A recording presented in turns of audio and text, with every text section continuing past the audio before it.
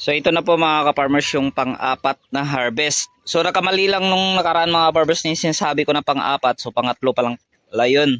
So ito yung pang-apat. So medyo dumami-dami ng kaunti. Ito po yung class A niya. Tapos ayan na yung pangalawang tumpok, yung class B. Yun naman yung RR. Tapos kumunti na lang mga ka-farmers yung reject niya. At saka may tama ng borer.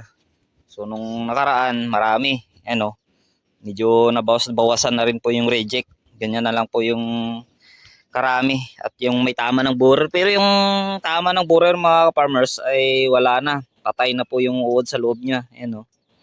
Patay na po yan. Kasi malalaman natin na buhay pa ni ipot nila na lumalabas dyan. Kaya malalaman natin buhay. Pero pag ganyan, tuyo na. So patay na po yan mga farmers. Siguro natamaan nung pag-spray ko ng insecticide nung nakaraan. Pero sa ganitong panahon sa ngayon mga ka-farmers ay maya-maya't umuulan. O schedule mamaya sana sa pag-spray nito pero ganito po yung takbo ng panahon, talagang di makakapag-spray na naman mamaya. So expect na naman natin yan. Doon na naman talaga aatake yung mga insekto sa ating mga tanim. So ayan naman po mga ka-farmers yung pangalawang harvest sa aming ampalaya na yung variety niya po ay Galaxy Max F1. So yung sa sitaw hindi na namin na mabilang po. Tapos yung sa pipino first harvest po yan. So meron pa yung doon, may kaunting okra rin. So tuloy pa rin naman po yung pamibitas ng partner ko dyan sa may sitawan. Ayan, andun siya oh. So tapat lang po yan ng kubo namin, yung aming sitawan dito. Tapos yung ampalaya, yan po. Tapos yung pipino, andun naman banda sa unahan yung talong. So medyo malapit lang at hindi mahirap sa paghahakot ng mga produkto o yung pinagpipitasan. So ayan o, yung sitaw mga farmers, nasa siyam na linya po yan. Hindi kasama po dun sa gilid ng talong, tapos sa gilid ng ampalaya, kabilaan po yan, meron pong sitaw. So unti-unti na rin dumadami po yung harvest niyan. So balik kahapon, napitasan po namin yan, nakakuha po kami ng 22 kilos. Tapos ngayon, aros kasi araw-araw mapipitasan yung sitaw mga farmers no. Isang araw lang pagitan, pitas na po kaagad.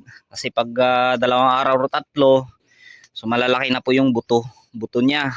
So hindi pangit na po pag malalaki yung buto. Kaya tamang-tama lang. Update ko na lang po kayo mamaya mga ka-farmers kung na-bundle na po ito lahat. So ito yung update mga ka-farmers, naka 19 na bundle kami.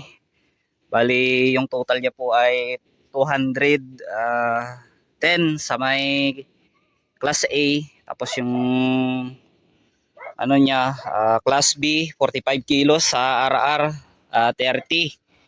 Bali 285 kilos po yung kabuuan niyan mga ka-farmers. Tapos 30 kilos na ampalaya pang second harvest. Tapos sa talong pang-apat na pitas.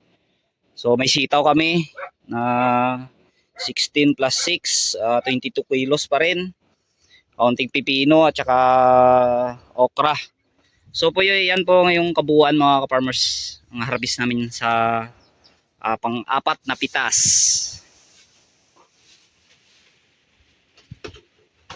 So yan naman yung reject niya. Yan, mix na po yan, may mga baliko, tapos yung may mga tama po ng borer. So kumonti po yung niya, yung reject. So dumami naman yung class A natin mga farmers no. Ayan, blessings. Igma, tanay igma.